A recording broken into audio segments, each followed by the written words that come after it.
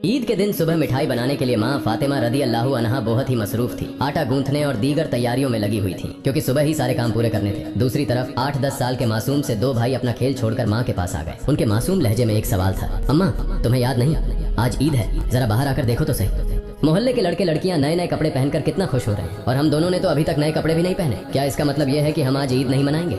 थोड़ी देर बाद वे फिर कहने लगे, अम्मा जल्दी से हमारे नए कपड़े पहना दो, हम भी उनके साथ खेलते खेलते ईदगाह जाना चाहते हैं। जब अब्बू आएंगे तो उन्हें हमारे साथ भेज देना, हम उनके साथ वापस लौट आएंगे। माँ ने बच्चों के सिर पर मोहब्बत भरा हाथ फेरा, उनके माथे को चूमा और बोली, अभी ईदगाह जाने में काफी वक्त है बेटा, तुम लोग बाहर जाकर थोड़ा घूम फिर आओ, फिर मैं तुम्हें नए कपड़े पहना दूंगी। हो सकता है तब तक तुम्हारे अब्बू भी आ जाएं, शायद वह तुम्हारे लिए नए कपड़े लेकर आए, तब मैं तुम्हें नए कपड़े पहना दूंगी और तुम अपने अब्बू के साथ ईदगाह चले जाना। अब जाओ बेटा बाहर जाकर थोड़ा खेलो, इस बीच मैं अपने काम निपटा लूं। दोनों भाई बोले, जी अम्मा। फिर छोटा भाई अचानक सवाल करने लगा, अम्मा क्या अब्बू हमारे लिए नए कपड़े लेने गए हैं? माँ ने दोनों बच्चों को अपने गले से लगा लिया, उनके माथे पर प्यार से चूमा और अपने दिल के आंसू पोंछते हुए हंसकर कहा, हाँ बेटा तुम्हारे लिए नए कपड़े आएंगे, तुम्हें जरूर पहनाऊंगी, अब तुम लोग बाहर जाकर खेलो, सब ठीक हो जाएगा। माँ ने अपने रब पर यकीन करके अपने बच्चों को दिलासा दिया। दोनों भाई खुशी खुशी बाहर चले गए। माँ ने अपने आंचल से आंसू पोंछे और मजबूरी में अपने काम में दोबारा मशगूल हो गई। कुछ देर बाद दोनों भाई फिर रोते हुए घर लौट आए। उन्होंने कहा, अम्मा वे लोग हमें अपने नए कपड़े दिखाकर चिढ़ा रहे हैं। वे कहते हैं देखो तुम्हारे पास हमारे जैसे नए कपड़े नहीं हैं, अगर होते तो तुम इन्हें जरूर पहनते। वे कहते हैं कि हमारे अब्बू कैसे हैं जो ईद के दिन भी हमारे लिए नए कपड़े नहीं लाए। वे हमें ईदगाह चलने को कह रहे हैं और बोल रहे हैं जल्दी से नए कपड़े पहनकर आओ, अगर आना है। वे खजूर के पेड़ के नीचे खड़े हैं और तब तक हमारा इंतजार करेंगे जब तक हम नए कपड़े पहनकर उनके साथ न चले। अम्मा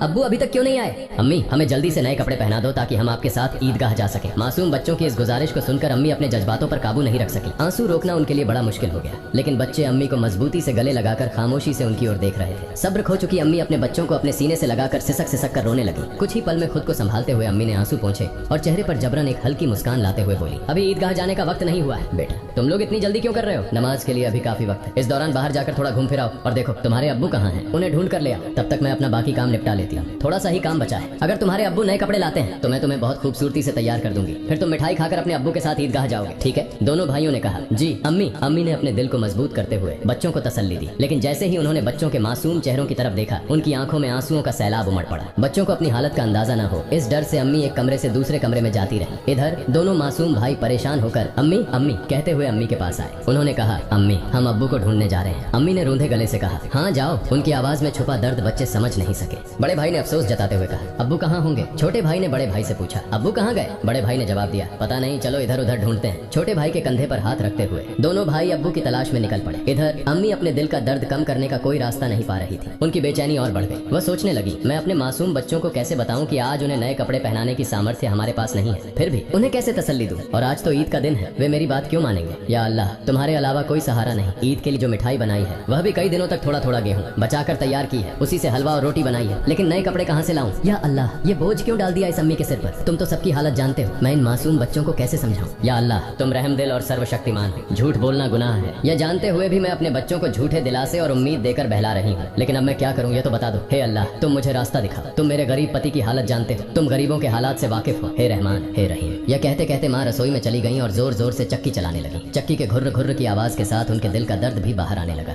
आंसू पोंछते हुए भले ही मिठाई बनाने का काम तेजी से चल रहा था, लेकिन जैसे ही यह काम पूरा होने को आया एक और मुश्किल सामने खड़ी हो गई। तभी अम्मा अम्मा कहते हुए दो मासूम बच्चे हांफते हांफते माँ के पास आकर खड़े हो गए। माँ ने कहा, बोलो बेटा क्या बात है? माँ ने अपनी इच्छाओं और आराम को हमेशा पति की गरीबी को देखकर दबा कर रखा था। वह थोड़े में ही खुश रहती थी, लेकिन आज मासूम बच्चों की छोटी सी ख्वाहिश ने उनके धैर्य को तोड़ दिया। उन्होंने खुद को संभालते हुए बच्चों को गोद में उठा लिया, मुस्कुराने की कोशिश की, उनके माथे पर चुंबन किया और कहा, बोलो बेटा क्या कहना है? दोनों बच्चों ने हाथों से अपनी आंखें मसलना शुरू कर दिया। यह देखकर छोटे भाई ने भी बड़े भाई की नकल कर ली। माँ ने कहा, देखो बेटा तुम्हारे अब्बा सही समय पर आ जाएंगे, मैं देखो यहाँ तुम्हारे लिए मिठाई बना रही हूँ, तुम मिठाई खाकर ईदगाह जाना, थोड़ा सब्र करो, बस थोड़ी ही देर। उन्होंने बच्चों को सीने से लगा लिया, उन्हें प्यार से समझाया और कहा, थोड़ा इंतजार करो बेटा, मिठाई अभी तैयार हो जाएगी। छोटे भाई ने आंखें मसलते हुए अचानक पूछा, लेकिन हमारे नए कपड़े अम्मा? यह सुनते ही माँ चौंक गई, जल्दी से बोली, अरे बेटा ऐसा करते हैं, तुम लोग जाकर पहले नहाओ, अभी तक नहाए भी नहीं हो। दोनों भाइयों ने एक साथ कहा, नहीं अम्मा अभी तक नहीं नहाए। माँ के लिए मासूम बच्चों से छल करना बहुत दर्दनाक था, उनका दिल अंदर ही अंदर जल रहा था, लेकिन उन्होंने हंसते हुए कहा, बेटा बिना नहाए क्या कोई ईदगाह जाता है? जाओ जल्दी से नहाओ, फिर सब तैयार हो जाएगा। दोनों भाइयों ने कहा, ठीक है अम्मा हम अभी जाकर नहा लेते हैं, आप सब कुछ तैयार रखना, हम जल्दी से आ जाते हैं। दोनों खुशी खुशी नाचते हुए बाहर निकल गए। माँ ने दुआ की, जाओ बेटा अल्लाह हाफिज।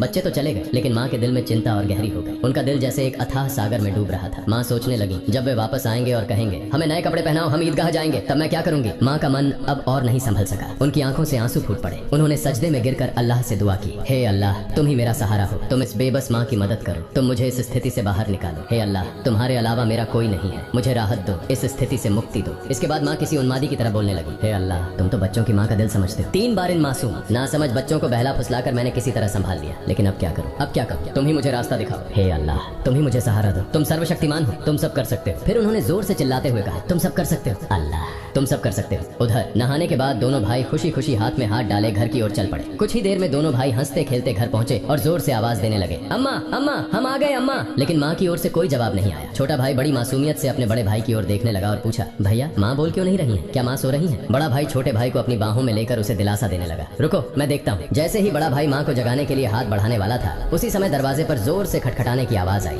बड़े भाई ने डरते हुए पूछा, कौन है बाहर? बाहर से कोई जवाब नहीं आया। दोनों भाई चकित होकर एक दूसरे की ओर देखने लगे। छोटा भाई डर के मारे बड़े भाई से चिपक गया। तभी फिर से दरवाजे पर जोर से खटखटाने की आवाज हुई। डर और घबराहट से दोनों भाई चिल्ला पड़े, अम्मा अम्मा बाहर कौन है? लेकिन माँ की ओर से कोई आवाज नहीं आई। फिर दरवाजे पर खटखटाने की आवाज के साथ कुछ भारी खड़खड़ाने की आवाज सुनाई दी। दोनों भाई डर गए। उन्हें पता था कि अगर कोई रिश्तेदार, परिवार का सदस्य या पड़ोसी घर पर आता है तो वह हमेशा सलाम करता है, लेकिन ये सब कुछ उल्टा हो रहा था। बड़े भाई ने छोटे भाई को और कसकर गले लगाते हुए कहा, मुझे समझ नहीं आ रहा ये क्या हो रहा है, माँ भी कुछ बोल नहीं रही है। डरते डरते दोनों भाई दरवाजे के पास गए। जैसे ही वे वहाँ पहुँचे, बाहर से फिर से खटखटाने की आवाज आई। दोनों भाई थोड़ा पीछे हटे और जोर से चिल्लाकर पूछा, कौन है दरवाजे पर? बाहर से आवाज आई, मैं दर्जी हूँ, दरवाजा खोलो। दोनों भाई हैरान रह गए। उन्होंने पूछा, दर्जी आप यहाँ क्यों? बाहर से आवाज आई, हाँ मैं दर्जी हूँ, दरवाजा खोलो, मैं तुम्हारे लिए नए कपड़े लेकर आया हूँ, इन्हें ले लो। जैसे ही यह बात सुनी, दोनों भाइयों ने जल्दी से दरवाजे की कुंडी खोली। सामने एक व्यक्ति नए कपड़ों के गट्ठर के साथ खड़ा था। दोनों भाई एक पल के लिए हैरान रह गए। दर्जी ने कपड़े उनकी ओर बढ़ाए। बड़े भाई ने झटपट सारे कपड़े अपने हाथों में ले लिए और छोटे भाई का हाथ पकड़कर तेजी से दौड़ते हुए माँ के पास पहुंचा। उस समय माँ अब भी संभल नहीं पाई थी, वह गुपचुप आंसू बहा रही थी। दोनों भाई बोले, अम्मा अम्मा देखो, दर्जी हमारे लिए कितने सुंदर सुंदर नए कपड़े लेकर आया है, जल्दी से हमें कपड़े पहनाओ, हम ईदगाह जाएंगे। बड़े भाई की बात सुनते ही छोटा भाई भी चहकते हुए बोला, हाँ अम्मा जल्दी करो, अगर देर हो गई तो हमें नमाज का समय नहीं मिलेगा। माँ यह सुनकर हैरान रह गई। कुछ पल के लिए बच्चों की ओर देखा और उन्हें गले लगाकर फूट फूट कर रोने लगी। इसके तुरंत बाद उन्होंने बच्चों को छोड़ दिया और सीधे सजदे में गिर गई। उन्होंने कहा, है अल्लाह, तुम्हारी महानता को कौन समझ सकता है। उन्हें तुरंत समझ में आ गया कि जो व्यक्ति नए कपड़े लेकर दर्जी बनकर आया था, वह वास्तव में दर्जी नहीं था, निश्चित ही वह अल्लाह के भेजे हुए फरिश्तों में से एक था। माँ सजदे से उठी और जल्दी से बच्चों से बोली, जाओ बेटा जाओ, उसे मेरा सलाम कह देना और कहना कि वह आज हमारे घर से विदा हो जाए। लेकिन बच्चों को यह बात याद ही नहीं रही। दोनों भाई नए कपड़े पाकर इतने खुश थे कि उनकी खुशी का ठिकाना नहीं रहा। माँ ने बच्चों को देख उनके सिर और पीठ पर हाथ फेरकर उन्हें गोद में लेकर प्यार किया और माथे पर चूमा। फिर हल्के से डांटते हुए कहा, बेटा क्या तुम अभी तक नहीं गए? दर्जी साहब को क्या लगेगा? वे सोचेंगे कि इस घर के लोग कितने बदतमीज हैं। मेहमान बाहर दरवाजे पर खड़ा है और तुम यहाँ मस्ती कर रहे हो। तुमने उसे भूल ही गए, यह तो बहुत बड़ा गलत व्यवहार है। तुरंत जाओ, उसे मेरा सलाम पहुँचाओ और कहना कि वह आज हमारे मेहमान बने। जाओ बेटा, उन्हें बैठक में आराम से बैठने के लिए कहो। बिना देरी किए दोनों भाई दरवाजे की ओर भागे, लेकिन तब तक दर्जी घोड़े पर सवार होकर घर से बहुत दूर निकल चुका था। दोनों भाई जोर से चिल्लाने लगे, दर्जी साहब, ओ दर्जी साहब, अम्मा ने आपको सलाम कहा है, जल्दी वापस आइए, आज आप हमारे घर दावत पर आइए, हम बैठक का दरवाजा खोल रहे हैं। लेकिन दूर से हवा के साथ जवाब आया, अपनी अम्मा और अब्बा को मेरा सलाम देना, किसी और समय मिलने आऊंगा, अस्सलाम वालेकुम। दोनों भाई दौड़ते हुए माँ के पास आए और सब कुछ बता दिया। बोले, दर्जी साहब ने तुम्हें और अब्बा को सलाम कहा है, वह घोड़े पर सवार होकर उस तरफ जा रहे हैं, जल्दी आओ। माँ, उन्हें देखोगी ना? जल्दी करो और खिड़की से देख लो, जल्दी आओ। माँ, अगर देर करोगी तो उन्हें फिर नहीं देख पाओगी। दर्जी साहब कितने खूबसूरत लगते हैं, आओ ना। माँ ने बच्चों की बात सुनकर खिड़की के पास आकर खड़ी हुई और बाहर की ओर देखा। उन्होंने देखा एक तेजस्वी पुरुष नजर आया। वह आकाश की ओर उड़ते जा रहे थे और उनके शरीर की चमक चारों ओर फैली हुई थी। उनकी रोशनी सूर्य की किरणों को भी फीका कर रही थी। माँ तन्मय होकर यह सब देख रही थी। अचानक वह पुरुष घोड़े सहित कहीं अदृश्य हो गए। उन्हें अब और नहीं देखा जा सकता था। इतने में दोनों भाई जोर से चिल्लाकर बोले, अम्मा देखो, वो रहे अब्बा, दूर से आ रहे हैं। वह माँ ने बच्चों को लेकर अंदर कमरे में ले गई और उनके शरीर पर नए कपड़े पहनाने लगी।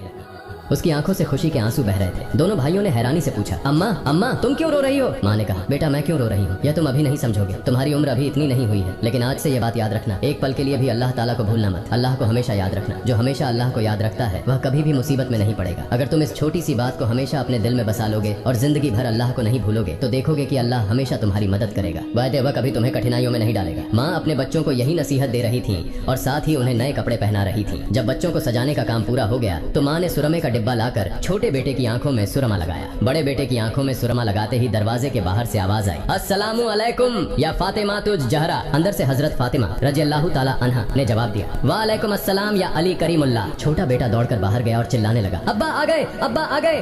बड़ा बेटा बाहर जाने ही वाला था, लेकिन माँ ने उसे रोक लिया क्योंकि उसकी आंखों में सुरमा लगाना बाकी था। माँ थोड़ी गुस्से में बोली, बैठो पहले सुरमा लग जाने दो। इस बीच छोटा भाई अपने अब्बा का हाथ पकड़कर अंदर ले आया। तब तक बड़े भाई की आंखों में सुरमा लगाया जा चुका था। दोनों बेटों को देखकर अब्बा हैरान हो गए और और बोले, यह क्या, इतने सुंदर कपड़े, ये कहाँ से आए? फिर दोनों भाइयों ने अपनी माँ और अब्बा को गले लगाकर खुशी जताई। हजरत फातिमा रजी अल्लाह ताला अन्हा ने बच्चों की आवाज शांत कराते हुए हजरत अली रजी अल्लाह ताला अन्हु को सारी घटना सुनाई। हजरत अली रजी अल्लाह ताला अन्हु जैसे ही यह बात सुनी सजदे में गिर गए और बोले, हे अल्लाह, तुम्हारे लिए कुछ भी असंभव नहीं है, तुम महान हो, असीम हो, तुम दयालु और सर्वशक्तिमान हो। सजदे से उठकर उन्होंने हजरत फातिमा रजी अल्लाह ताला अन्हा से कहा, जो दर्जी बनकर बच्चों के लिए कपड़े लाए, क्या तुम उन्हें पहचानती हो? क्या तुमने जान लिया कि वह कौन थे? हजरत फातिमा रजी अल्लाह ताला अन्हा ने कहा, नहीं, लेकिन इतना निश्चित है कि वह अल्लाह के किसी भेजे हुए फरिश्ते थे, इसमें कोई शक नहीं, हालांकि यह मेरी अपनी धारणा है। हजरत अली रजी अल्लाह ताला अन्हु ने कहा, हाँ, तुमने सही कहा, यह अल्लाह की महिमा है, वह हजरत जिब्राइल अलैहिस्सलाम थे। हजरत फातिमा रजी अल्लाह ताला अन्हा की जुबान से अचानक जोर से निकला, अल्लाहु अकबर, यह कहते हुए वह भी सजदे में गिर गई। उन्हें देखकर हजरत हसन और हजरत हुसैन रजी अल्लाह ताला अन्हुमा भी अपनी माँ के पास गए और उनका हुबहू अनुसरण करते हुए सजदे में गिर गए। प्रिय दर्शकों, आशा है कि आपको यह वीडियो पसंद आया होगा। अगर अच्छा लगा हो तो इसे लाइक और शेयर करें ताकि अन्य मुस्लिम भाई बहन भी इसे जान सकें, और इस तरह की और वीडियो पाने के लिए हमारे चैनल को सब्सक्राइब करें। अस्सलामु अलैकुम।